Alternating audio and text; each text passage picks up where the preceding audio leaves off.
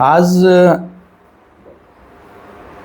गेवराई मतदारसंघातील गोदावरी पात्रामधून जे काही घरकुल धारकाच्या नावाखाली गेवराई तहसीलदाराच्या माध्यमातून जे काही श्री क्षेत्र राक्षस भवन या ठिकाणी जो काही उत्माद चालू आहे, जे काही अवैध उत्खनन चालू आहे घरकुल लाभार्थ्यांच्या नावाखाली, त्या संदर्भात आज मी ही आपल्याला एक प्रेसच्या माध्यमातून एक खुलासा करतोय।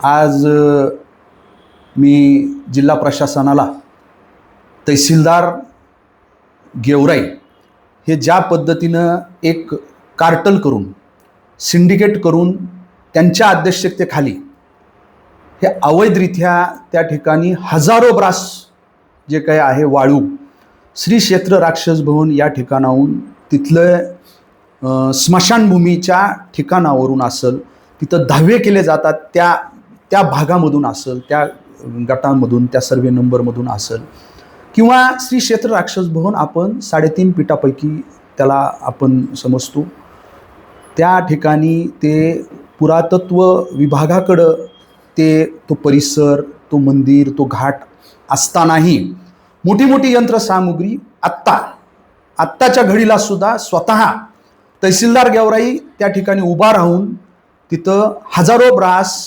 रेतीचं वाळूचं उत्खनन करतायत। गेवराई पंचायत समितीच्या माध्यमातून त्यांना 1400 घरकुल लाभार्थ्यांची यादी दिली गेलेली आहे।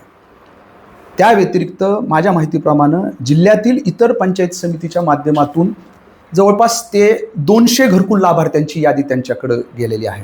म्हणजे 1600 लाभार्थ्यांची यादी यांना 5 ब्रास प्रमाणे वाळू जे काही आहे बांधकामासाठी उपलब्ध करून द्यावी, अशा पद्धतीचं रिक्वायरमेंट गेवराई पंचायत समिती आणि इतर जिल्ह्यातल्या पंचायत समितीच्या माध्यमातून त्यांच्याकडे गेलेली असताना मी जबाबदारीनं सांगतोय, मी या संदर्भात SIT स्थापन करण्याची मागणी, त्याची चौकशी SITच्या माध्यमातून केली गेली पाहिजे आणि 1600 घरकुल लाभार्थी प्रत्येकी 5 ब्रास म्हणलं तर 8000 ब्रास वाळू रेती त्या ठिकाणाहून उत्खनन झालेली पाहिजे।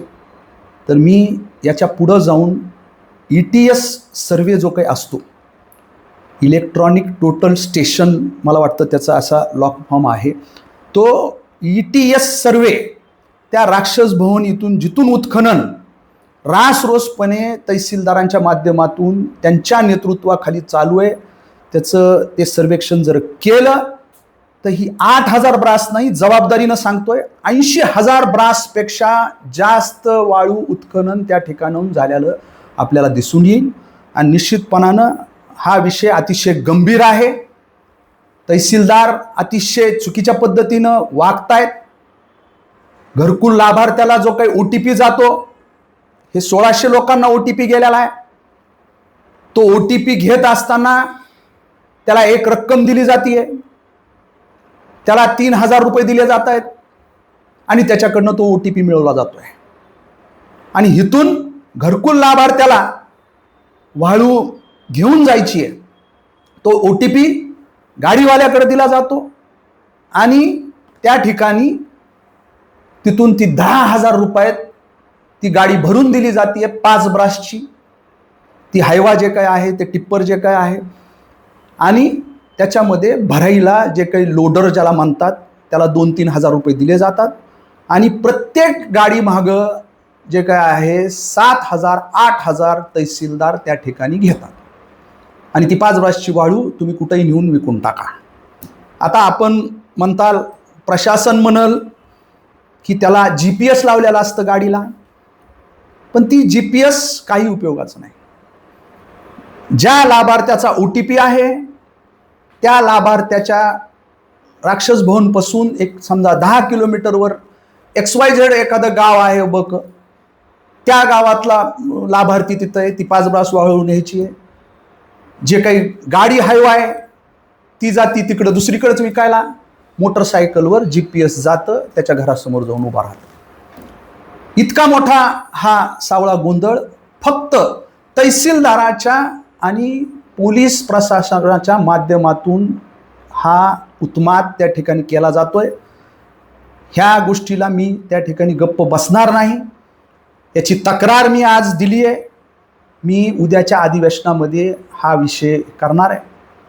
त्या ठिकाणी पूर्ण गोदावरीचं हजारो लाखो त्या ठिकाणी करोडो रुपयाचं उत्खनन तिथं केलंय. जवळपास 100 कोटी रुपयाचं उत्खनन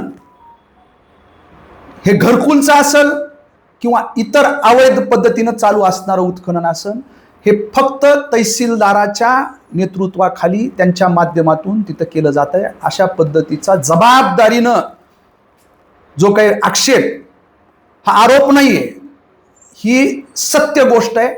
हे पुढच्या काळामध्ये SIT स्थापन झाल्यानंतर आणि सगळ्या गोष्टी, माझी मागणीच आहे, याची एक विशेष तपास पथक SIT याची निपक्षपणे चौकशी करण्यासाठी स्थापन व्हावी. आणि सगळ्यात महत्त्वाचं जे काय आहे, ETS सर्वे जो काय आहे तो येणाऱ्या काळामध्ये लवकरात लवकर राक्षस भवन येथून जे फक्त आणि फक्त घरकुल लाभार्थ्यांसाठी जे उत्खनन केलंय ते 8,000 ब्रासच्या वर एक ब्रास जरी असलं तरी ते अवैध आहे.